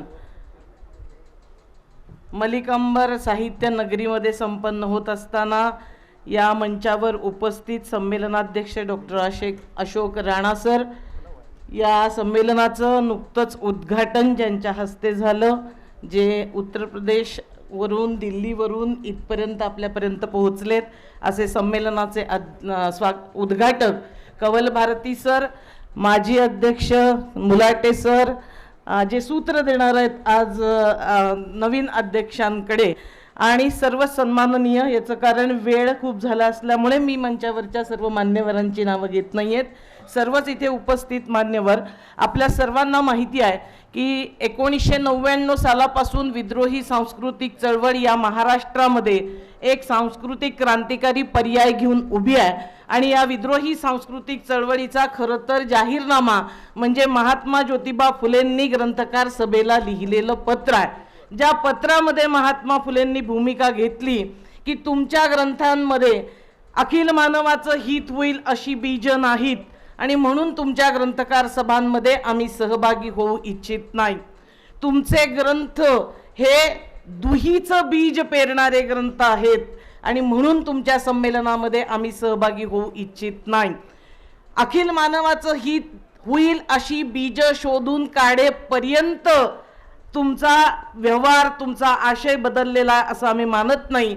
आणि म्हणून महात्मा फुल्यांनी एक स्वप्न या पत्राद्वारे आपल्या पुढे ठेवलं की जेव्हा आमचे ग्रंथकार निर्माण होतील तेव्हा ते स्वतःच्या ग्रंथकार सभा भरवतील. आज मला हे सांगताना खूप आनंद होतोय की आपले ग्रंथकार तयार झालेले आहेत, आणि विद्रोही मराठी साहित्य संमेलन म्हणजे महात्मा फुलेंनी पाहिलेलं स्वप्न आपण वास्तवात उतरवून दाखवलेले लोक आहोत, याचा रास्त अभिमान आपल्या सर्वांना. ही भूमिका आपल्याला माहिती आहे. विद्रोही सांस्कृतिक चळवळीचं खरं तर चिन्ह विषमतेला नकार आणि समतेला होकार आपण दिलेला आहे. अखिल भारतीय मराठी साहित्य संमेलन, त्यांची आधीची ग्रंथकार सभा आणि आत्ताचं तर एका राजकीय पक्षाचं संमेलनामध्ये झालेलं रूपांतर, या सगळ्या प्रक्रियेला आपण नकार दिलेले लोक आहोत. आणि याचं कारण केवळ तिथे विशिष्ट जातीची माणसं जमतात म्हणून आमचा विरोध नाही. ते ज्या पद्धतीचा विचार समाजामध्ये साहित्यातून पोचवतात त्याच्यावर आपण फुली मारलेले लोक आहोत. त्यांचा आशय, त्यांचा प्रारूप, त्यांच्या रचना या विषमता मूल्यांना प्रसारित करणारे आहेत. हे 19वे विद्रोही मराठी साहित्य संमेलन आपण संविधान मूल्यांना समर्पित केलेलं आहे. काळ मोठा कठीण आहे. या कठीण काळामध्ये 19वे विद्रोही मराठी साहित्य संमेलन आपण घेतो. कठीण कोणत्या अर्थानं? आज देशामध्ये आणि महाराष्ट्रामधली संपूर्ण राजकीय सामाजिक परिस्थिती, वातावरण आपण पाहतो. एकूण या सगळ्या ज्या ब्राह्मणी, भांडवली, पितृसत्ताक मूल्य संस्कृतीचा जागर करणारा परिवार आहे, एक मोठा त्यांचा सगळा माहोल आहे, तो ज्या पद्धतीनं आक्रमकपणे पुढे येतोय आणि बहुमताच्या नावावर ज्या पद्धतीनं एका अर्थानं लोकशाहीची गळचेपी सुरू आहे, या माहोलमध्ये आपण हे विद्रोही साहित्य संमेलन घेतोय. त्यांचं साहित्य संमेलन कालपासून तिकडे सुरू झालंय. ते देशाच्या राजधानीमध्ये गेलेले आहेत. आणि मला हे खरं सांगितलं पाहिजे की ते असे तसे गेलेले नाहीत, आपल्याला थोडं घाबरूनच तिकडे पळालेले आहेत. कारण मागची 5 संमेलनं आपण त्यांना रास्त उत्तर दिलेलं आहे, चोख उत्तर दिलेलं आहे. साहित्याचा व्यवहार कसा असतो हे विद्रोही सांस्कृतिक चळवळीनं दाखवून दिलेला एक उत्तम पर्याय. कष्ट करणाऱ्या राबणाऱ्या माणसाचं साहित्य संस्कृतीचा जागर हा या पद्धतीनं करायचा असतो, हे आपण सिद्ध केलेले लोक आहोत. काळ कठीण आहे असं म्हणत असताना सुद्धा एक आश्वासक चित्र आज महाराष्ट्रामध्ये आपल्याला दिसतंय. त्यांचं संमेलन, त्यांच्या प्रवृत्ती, मला वाटतं आता आपण काही बोलायची आवश्यकताच उरलेली नाही. कारण तेच सिद्ध करतायत ते किती पुरुष सत्ताक आहेत, ते किती भांडवलवादी आहेत, ते किती जातीयवादी आहेत. कालचं त्यांचं उदाहरण पहा. ते बोलले मोदी साहेब वगैरे तिकडे येऊन, पण अध्यक्ष होत्या तारा भवाळकर आणि त्या मंचावर फ्लेक्स लावलेला आहे आणि फ्लेक्स मधनं तारा भवाळकर गायब. 4 वर्षापूर्वी नयनतारा सहगल यांना येऊ नका म्हणून सांगणं आणि आता भवाळकर तारांना एकार्थी अपमानित करणं हा त्यांचा साहित्य संस्कृतीचा व्यवहार आहे. आणि म्हणून महात्मा फुल्यांनी घेतलेली भूमिका ही आज सुद्धा प्रस्तुत आहे. आम्ही आपलं साध्या पद्धतीनं सांगितलं की आम्ही तुमच्याकडे येणार नाही. त्यांनी एक पत्र पाठवायचं धाडसच आपल्याला केलं होतं की दिल्लीला आमच्या मंचावर येऊन विद्रोहाचा आवाज तुम्ही बुलंद करा. आपण महात्मा फुल्यांचे, बाबासाहेबांचे अनुयायी आहेत. त्यांचा विचार वारसा घेऊन म्हटलं की आम्ही तुमच्यामध्ये कुठल्याही प्रकारे सहभागी होऊ इच्छित नाही, ही आमची भूमिका आहे. तुम्ही पत्र देऊन तुमच्या मंचावर बोलवण्याची आवश्यकता नाही. अरे दादा हो, जरा महात्मा फुल्यांचं पत्र पडत नीट वाचा. जनांच्या मराठीमध्ये महात्मा फुल्यांनी लिहिलेलं आहे, अभिजनांच्या नाही. त्यामुळे ते पत्र परत वाचा. जोपर्यंत तुम्ही हा व्यवहार तुमचा राहील ब्राह्मणी भांडवली पितृसत्ताक, तोपर्यंत बहुजन सर्व साहित्यिकांनी त्यांच्यामध्ये जाण्याचं कारण नाही. पण तिथे सगळा जो संमेलनाच्या निमित्तानं आणि एकूण जो प्रचार प्रसार होतो, आपल्याला देशामध्ये आज जागृत राहण्याची स्थिती याच्यासाठी आहे की आज प्रजासत्ताकालाच एक मोठं आव्हान, संविधानालाच एक मोठं आव्हान देणाऱ्या शक्ती या आपल्याला अधिक मोठ्या प्रमाणावर सक्रिय होताना दिसतात. स्वातंत्र्याच्या नंतरच्या दशकामध्ये यांची शक्ती कमी होती, परंतु आजचा काळ कठीण याच्यासाठी आहे कारण या ब्राह्मणी फॅसिस्ट शक्ती नुसतं डोकं वर काढलेल्या नाहीत, तर त्यांनी एका सांस्कृतिक राजकारणाचा बट्ट्याबोळ चालवलेला आहे. संस्कृतीच्या नावावर संस्कृतीचं अमानवीकरण करण्याचा घाट हा त्यांनी घातलेला आहे आणि संस्कृतीचं अमानवीकरण रोखणं हे प्रत्येक विद्रोही साहित्यिक कलावंत आणि रसिकाचं काम आहे हे आपण मानतोय. आणि हे आव्हान तुम्ही संस्कृतीच्या नावावर कुणी कोणावर प्रेम करावं किंवा करू नये हे दहशतीने सांगू शकत नाही. हे भारताचं संविधान भारताचं नागरिक म्हणून मला अभिव्यक्तीचं स्वातंत्र्य देतं, प्रत्येक भारतीय नागरिकाला देतं. कोणी काय खायचं हे तिसऱ्या फोर्सेसनी फॅसिस्ट ब्राह्मणी शक्तींनी ठरवायचं नाही, हे सांगण्यासाठी हे विद्रोही साहित्य संमेलन आहे. तुम्ही पत्रकारांवर, तुम्ही माध्यमांवर ज्या पद्धतीचे हल्ले करता, त्यांना विकत घेऊन आपलं आश्रित बनवण्याचे जे प्रयत्न करतात, या तुमच्या सांस्कृतिक राजकारणाच्या विरोधात विद्रोहाचा हा आवाज बुलंद आहे. एकीकडे ब्राह्मणी भांडवली शक्ती या संस्कृतीचं अमानवीकरण करत असताना लेखकानं निर्भयपणे लिहावं, कवीनं निर्भयपणे कविता लिहावी असं वातावरण देशामध्ये ठेवलं जात नाहीये. आणि म्हणून आपण आश्वासकपणे सांगायला इथे जमलेलो आहोत, विद्रोही सांस्कृतिक चळवळ हे म्हणती आहे की तुम्ही कितीही असं केलं तरी आम्ही आमच्या लेखणीच्या तलवारी म्यान केलेल्या नाहीत, हे त्यांनी लक्षात घ्यावं. मराठी सारस्वतांना आम्ही सांगतोय की तुकाराम महाराज म्हटले होते त्या पद्धतीनं आम्ही विचार करणारी माणसं आहोत. एक पाशवी बहुमत आणि त्याची चर्चा देशाच्या आणि महाराष्ट्राच्या राजकारणात आहे. संत तुकारामांनी जे आम्हाला सांगितलंय ते आम्ही आमचं ब्रीद वाक्य म्हणून इथे स्वीकारलंय. जसं संविधान मूल्यांना आमचं साहित्य संमेलन समर्पित आहे, तसं इथे तुकाराम महाराज म्हणतात, सत्य असत्याशी मन केले ग्वाही. आम्ही सर्व विद्रोही कशाशी ग्वाही ठेवून आमचं मन मत हे जागृत ठेवतोय. सत्य हाच आमच्या विचारांचा आणि व्यवहाराचा आधार राहणार आहे. सत्य सत्याशी मन केले ग्वाही, मानियले नाही बहुमता. जे बहुमत आता बाहेर दाखवलं जातंय त्याला झुकण्याचं, त्याच्या पुढे काही वाकण्याचं काही कारण नाही, कारण ते असत्याच्या आधारावर बहुमताचा पाशवीपणा आपल्याला दाखवत असताना एक मानवतावादी, एक बहुजनवादी, एक सत्यशोधक संस्कृती आणि साहित्याच्या आधारे एक नवसांस्कृतिक आंदोलन आम्ही आमच्या शिरावर घेतलेलं आहे आणि आम्ही इथून पुढच्या काळात समतेचा जागर करत राहूत, हे आपल्याला या संमेलनामधून सांगायचंय. अध्यक्षांच्या भाषणामधून आपल्याला सूत्र मिळणार आहे. विद्रोहीची भूमिका आपण सतत समजून घेऊ आणि ती समजून घेऊन एकत्रित येऊन आपण संघर्ष करत राहूयात.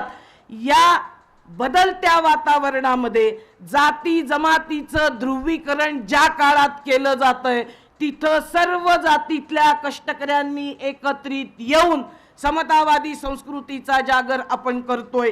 या 2 दिवसांमध्ये महत्त्वाच्या विषयांवरचे 5 परिसंवाद, या इतक्या भीषण काळातही नवलेखन, कादंबरी लिहिणारे, कथा लिहिणारे अशांचा आपण एक परिसंवाद इथे आयोजित केलेला आहे.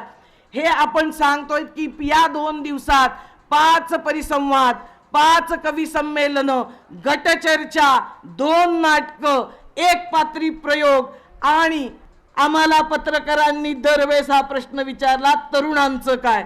मला वाटतं मंचावर बघितलं तर उत्तर आहे.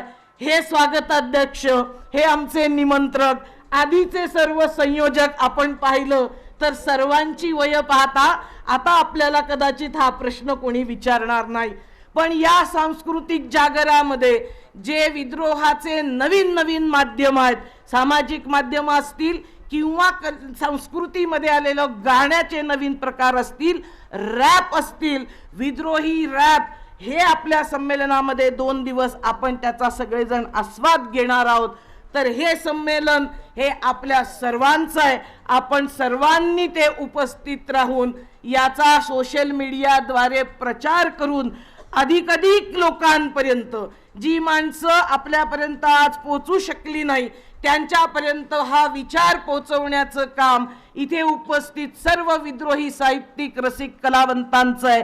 तुम्हाला आव्हान करते, या सांस्कृतिक चळवळीचे सभासद व्हा, या सांस्कृतिक जागरामध्ये तन मन धनानं सहभागी व्हा. आता बाबासाहेब आणि महात्मा फुले आपल्या परत येणार नाही आपण जाणतोय, आणि म्हणून सामूहिकपणे या पाशवी हुकुमशाहीचा, या ब्राह्मणी फॅसिझमचा पाडाव करण्यासाठी सर्व कष्टकरी बहुजन स्त्री पुरुषांनी एकत्र यावं असं आवाहन आपल्या सर्वांना करते आणि थांबते. सत्य की जय हो. प्रस्थापितांचं साहित्य संमेलन देशाच्या राजधानीत भरलंय. आपणही देशाच्या राजधानीतच आहोत. ही देशाची राजधानीच आहे, त्यामुळं आपण काही कमी समजायची काही गरज नाही आपल्याला. महम्मद तगलकाच्या काळामध्ये हाच परिसर आहे जिथं आपण राजधानीमध्ये होतो. आपणही राजधानीवासीच आहोत सध्या. मलिक अंबरनं त्यावेळेला या शहराच्या पाण्याची तहान भागवली होती. आताचे हे सध्या आम्ही ज्यांचं स्मरण करून त्या नगरीचं नाव या नगरीला दिलंय, हे विद्रोहाचं साहित्याचं पाणी आम्ही आपल्या प्रत्येक मेंदूपर्यंत घेऊन जातो आहोत. त्यामुळे आपण सगळे आधुनिक मलिक अंबरच आहोत. मैं अब आपसे आज के उद्घाटक श्री माननीय कवल भारती जी से अनुरोध करता हूं कि वो अपनी भूमिका हमारे समक्ष रखें। परम पूज्य बोधिसत्व बाबा साहब डॉक्टर अम्बेडकर की स्मृति को नमन करते हुए मंचासीन विद्वानों और सभा में उपस्थित सभी लेखक बंधुओं, जय भीम जय भारत। सत्यशोधक समाज की 151वीं वर्षगांठ पर विद्रोही सांस्कृतिक आंदोलन के अंतर्गत औरंगाबाद में आयोजित इस 19वें अखिल भारतीय मराठी साहित्य सम्मेलन का उद्घाटन करते हुए मुझे आज विशेष खुशी हो रही है। ये जानकर अच्छा लगा कि विद्रोही सांस्कृतिक आंदोलन 1999 से महाराष्ट्र भर में समतावादी मूल्यों का जागरण कर रहा है। इसके तहत 2007 से अखिल भारतीय मराठी साहित्य सम्मेलन का आयोजन किया जा रहा है। इसी की कड़ी में इस 19वें सम्मेलन में मुझे भाग लेने का गौरव प्राप्त हुआ है।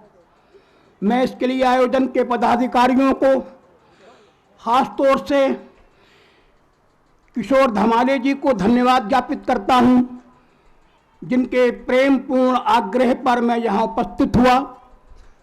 मैं सचमुच आप लोगों के एक बड़े योगदान से अनभिज्ञ रहता अगर मैं यहाँ ना आता।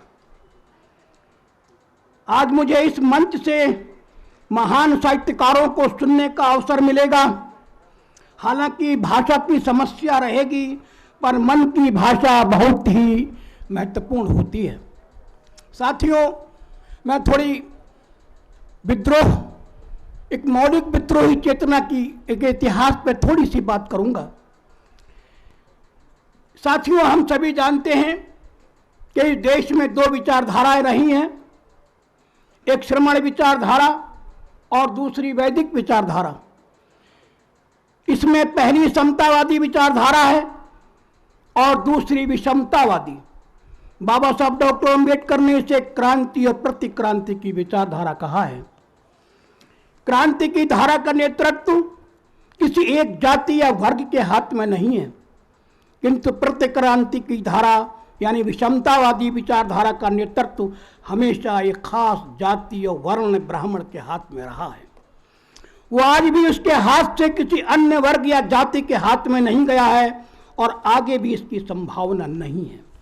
इसलिए विषमतावादी विचारधारा को ब्राह्मणवादी विचारधारा भी कहा जाता है। इस ब्राह्मणवादी विचारधारा को सामाजिक भेदभाव पसंद है। इस ब्राह्मणवादी विचारधारा को ऊंच नीच का भाव पसंद है। इस ब्राह्मणवादी विचारधारा को बहुत से देवी देवता पसंद है। इस ब्राह्मणवादी विचारधारा को एक ईश्वर पसंद नहीं है, क्योंकि एक ईश्वर के नाम पर अलग अलग मंदिर और आडंबर खड़े नहीं किए जा सकते। एक ईश्वर के नाम से भोग और दंड की संस्कृति खड़ी नहीं की जा सकती। और सबसे बड़ी बात, एक ईश्वर के नाम पर लोगों को डराने धमकाने और हिंदू मुस्लिम का उन्माद पैदा नहीं किया जा सकता। इस ब्राह्मणवादी विचारधारा को स्त्रियों और निम्न वर्गों की शिक्षा पसंद नहीं है, क्योंकि निम्न वर्गों का शिक्षित होना ब्राह्मण के प्रभुत्व के लिए खतरा पैदा करता है। उसे देश में भौतिक आविष्कार और नई तकनीक पसंद नहीं है, क्योंकि इससे उसके गढ़े हुए ज्ञान पर सवाल खड़े होते हैं। उसे विज्ञान पसंद नहीं है, क्योंकि उससे इसकी धर्म सत्ता पर आंच आती है। यह शास्त्रों में विश्वास करता है और लोक यथार्थ की उपेक्षा करता है। असल में यह श्रमण विचारधारा के विरुद्ध ब्राह्मणों की प्रतिक्रांति थी। दूसरे शब्दों में, यह आजीविकों, लोकायतों और बुद्ध की महान क्रांति के विरुद्ध प्रतिक्रांति थी। प्रतिक्रांति का एक दौर होता है, एक कालखंड होता है, पर वो हमेशा नहीं रहता। भारत में ब्राह्मणों की प्रतिक्रांति का कालखंड पुष्यमित्र शुंग का समय है। इसी काल में ब्राह्मण ग्रंथ लिखे गए, मनुस्मृति लिखी गई, बौद्धों के खिलाफ जनता में नफरत फैलाई गई, बौद्ध मंदिर ध्वस्त किए गए और एक बड़े पैमाने पर बौद्धों का कत्लेआम भी हुआ। इसी काल में स्त्री शूद्रों के खिलाफ कठोर कानून बनाए गए और उन्हें शिक्षा से वंचित किया गया। स्त्रियों को घर की चार दीवारी तक सीमित कर दिया गया। अंतरजातीय विवाह सख्ती से रोक दिए गए। ये सारी कठोरताएं इससे पहले के समय में नहीं थी। ब्राह्मणवाद की ये प्रतिक्रिया लगभग 200 साल रही। उसके बाद हर्षवर्धन का समय आया और ब्राह्मणवाद के खिलाफ एक बहुत बड़ा विद्रोह हुआ। इस विद्रोह का समय 4वीं-5वीं शताब्दी का है। यही समय भक्ति आंदोलन के आरंभिक चरण का भी है। यह आंदोलन एक बहुत बड़ा विद्रोह था। विद्रोह नहीं, विद्रोह का सैलाब था। इस काल में ज्ञान के क्षेत्र में शूद्रों और स्त्री संतों ने तूफान की तरह प्रवेश किया। जिस स्त्री को ब्राह्मण धर्म ने घर की चौखट तक सीमित कर दिया था, जिसके लिए मनु ने सिर्फ पति सेवा ही एकमात्र धर्म बना दिया था और जिसे शिक्षा तक से वंचित कर दिया था, उस स्त्री ने इस कालखंड में संत बनकर ब्राह्मण धर्म को सबसे बड़ी चुनौती दी, जिसे रोकने का साहस आज भी ब्राह्मण नेतृत्व में नहीं है। इसी सदी में आजीवक दर्शन ने ब्राह्मण धर्म के खिलाफ ऐसा विद्रोह किया कि शंकर भी तिलमिला गए। उसने ब्रह्मसूत्र के अपने भाष्य में आजीविकों को प्राकृत जन यानी गंवार कहा। उसके बाद 8वीं सदी में विद्रोह का एक दूसरा सैलाब सिद्धों के रूप में आया, जिनका 12वीं सदी तक समाज में अमिट प्रभाव बना रहा।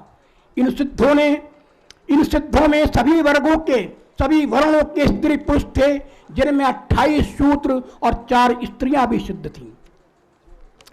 इसके बाद 10वीं सदी में गोरखनाथ हुए, जिन्होंने नाथ संप्रदाय की नींव डाली। ये भी गैर ब्राह्मण थे। नाथ शिव भक्त थे, पर वे ब्राह्मणवादी विचारधारा के विद्रोही और समतावादी विचारधारा के प्रचारक थे। कल्पना कीजिए, जिन शूद्रों के द्वारा धर्म का उपदेश देने पर उनकी जीभ काटने का विधान मनु ने बनाया था, वे शूद्र भक्ति काल में बड़ी संख्या में संत बनकर धर्म गुरु बन गए। यह ब्राह्मण और ब्राह्मण धर्म दोनों के लिए बहुत बड़ी चुनौती थी, क्योंकि मनु के विधान के अनुसार ब्राह्मण ही धर्म गुरु बन सकता है। किंतु इस शूद्र संतों का विद्रोह इतना जबरदस्त था कि उन्होंने किसी भी ब्राह्मण को अपना गुरु स्वीकार नहीं किया। यही नहीं, उन्होंने बड़े से बड़े पुनीत और ऊंचे कुल के ब्राह्मण संतों तक को महत्व नहीं दिया। ब्राह्मण संतों का मजाक बनाते हुए कबीर ने तो यहां तक कहा कि अति पुनीत ऊंचे कुल कहिए, सभा माहि अधिकाई, और इनसे दीक्षा सब कोई मांगे, हंसी आवे मोई भाई। ब्राह्मण धर्म शास्त्रों और कर्म कांडों को इन शूद्र संतों ने न सिर्फ नकारा, बल्कि उनके खिलाफ जनता में अलख भी जगाई। उन्होंने सिर्फ समानता और मानव प्रेम को स्थापित करने में जोर दिया, जिसका ब्राह्मण धर्म में न अस्तित्व, न कल था और न आज है। इस संदर्भ में कनप्पायर नामक नयनार संत सर्वाधिक प्रसिद्ध हैं। वो निषाद जाति के थे। उन्होंने ब्राह्मण को गुरु नहीं माना, बल्कि एक शूद्र को अपना गुरु स्वीकार किया। मीराबाई ने किसी ब्राह्मण को नहीं, चमार जाति के महान संत रैदास साहब को अपना गुरु बनाया था। 15वीं शताब्दी तक आते आते तो इन स्त्री शूद्र संतों ने वर्ण व्यवस्था का ऐसा किला ध्वस्त किया कि भारत की ब्राह्मण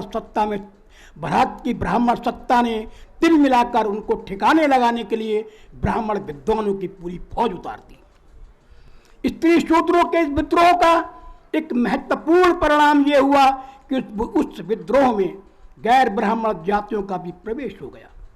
15वीं शताब्दी में कबीर और रैदास ने जो क्रांति की, उसने ब्राह्मणवाद और वैदिक संस्कृति के विरुद्ध समाज में ज्ञान और सामाजिक संघर्ष की नई चेतना ही विकसित नहीं की, बल्कि कई नई धार्मिक क्रांतियों को भी जन्म दिया। इनमें 2 क्रांतियां बहुत प्रमुख हैं। एक गुरु नानक की धार्मिक क्रांति और दूसरी गुरु घासीदास की सतनामी क्रांति।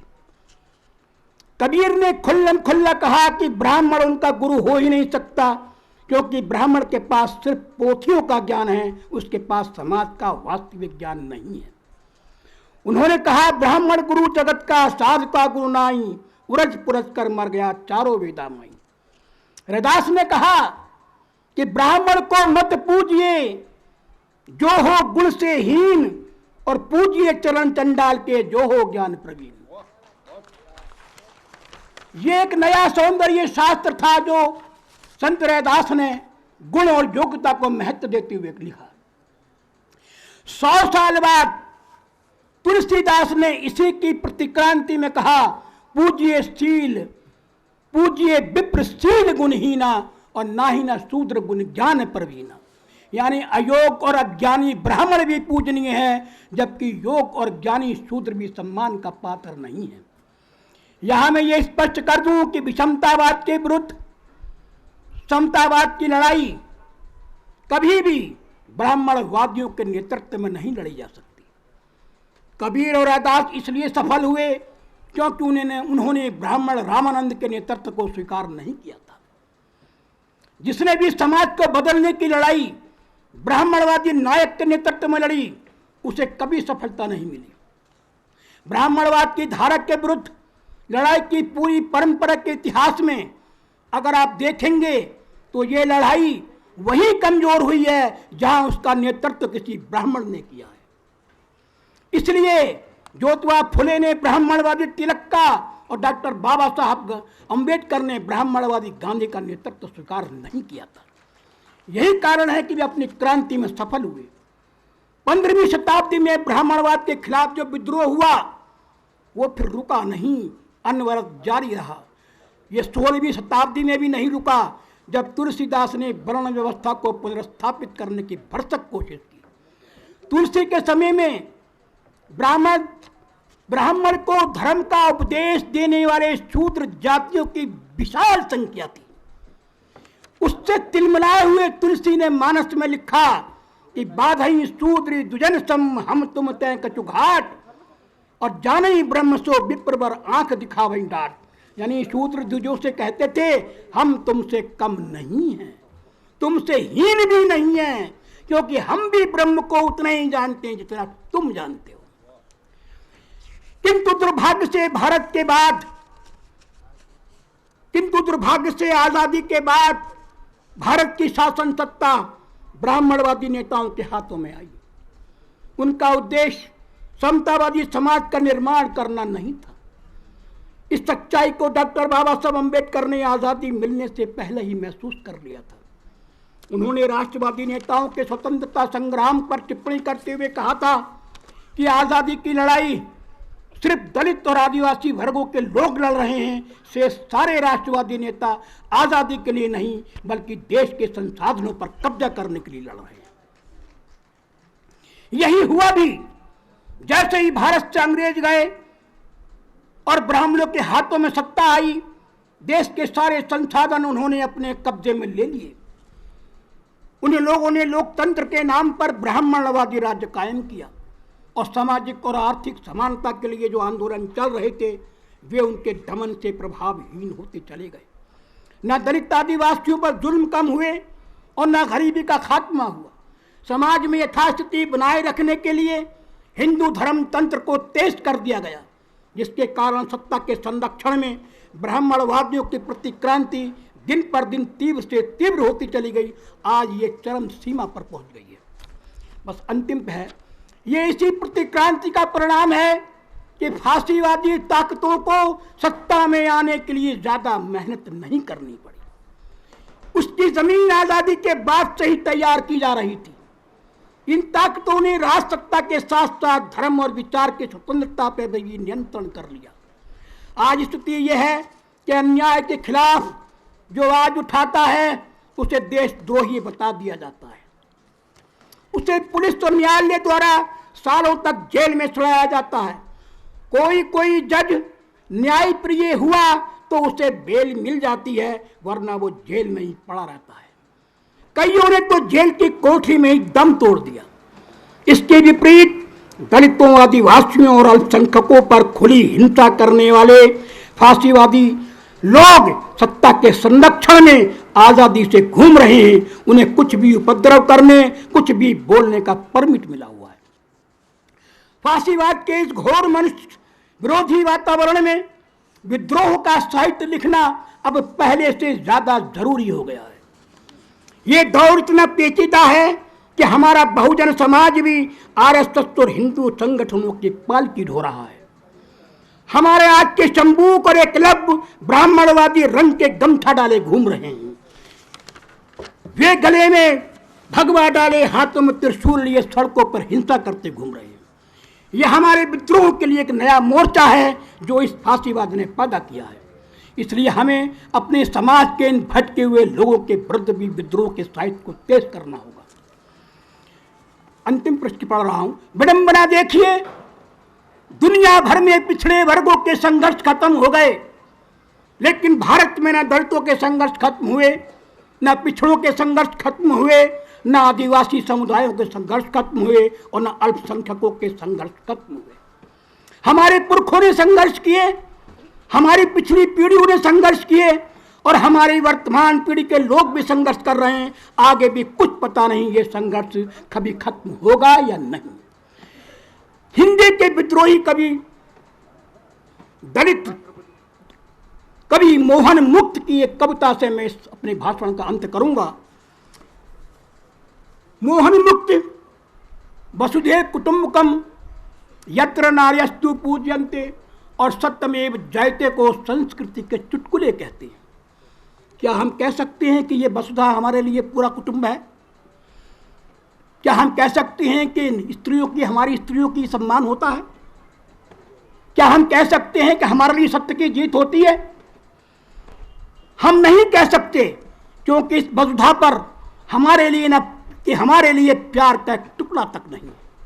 हमारी स्त्रियां उनके लिए सम्मान के पात्र नहीं हैं और हमारे लिए आज भी सत्य न्याय की अभिलाषा में न्याय की चौखट पर दम तोड़ देता है। इसलिए चुप्पी तोड़ना जरूरी है, बोलना जरूरी है और लिखना जरूरी है। मोहन मुक्त की कविता की जो पंक्तियां पढ़ के खत्म करता हूं कि कहो कि चुप्पी नाजी चिमनियों से धुआं बनकर उड़ती है और पूरी दुनिया में बेआवाज पसर जाती है। कहो कि चुप्पी भाषाओं में बदल गई है, कहो कि चुप्पी हमारे कानों में पिघल गई है, कहो कि चुप्पी हमारे शरीरों पर हर समय जकड़ी हुई जंजीरों में ढल गई है, कहो कि हमारी चुप्पी इतिहास में हुए पहले कत्ल की चश्मदीद गवाह है, कहो कि चुप्पी ने अपनी जान बचाकर हत्याओं को ही बना दिया है विधि संहिता, कहो कि लाशों की बातें भी कही जा सकती हैं, कहो कि लाशों के कहने का अधिकार ही जिंदा लोगों का असली कर्तव्य होता है, कहो कि अभिव्यक्ति स्वतंत्रता की तरह औपचारिक नहीं, सांस की तरह आदिम है। जय भीम, जय भारत। कमल भारती जी, न जाने क्यों आपको सुनते हुए मुझे भारत के भूतपूर्व प्रधानमंत्री जो 13 दिन 13 महीने तक रह चुके उनकी याद आ रही थी। जी, वो भी लिखते थे, परिवर्तन की भाषा लिखते थे, लेकिन परिवर्तन से कोई रिश्ता नहीं था। बोली से, लहजे से प्रभावित हुआ जी। और ये हमारी पुरानी परंपरा है कि हम लिखते एक है, करते कुछ अलग है। जैसे कि सर ने उल्लेखित किया, जिसका उन्होंने नाम लिया कि यत्र नार्यस्तु पूज्यते या सत्यमेव जयते, लेकिन सत्य की जय नहीं होती। हमारी तो इतनी पुरानी परंपरा है कि यहाँ पे लोग, किसी ने कहा था कि चातुर्वर्ण्यम मया सृष्टम गुण कर्म विभागशः तस्य कर्तारम विपाविध्य कर्तारम व्ययम। मैंने सब कुछ किया लेकिन मैंने कुछ नहीं किया, मेरा इससे कोई संबंध नहीं है। ऐसे ही हमारी परंपरा रही है।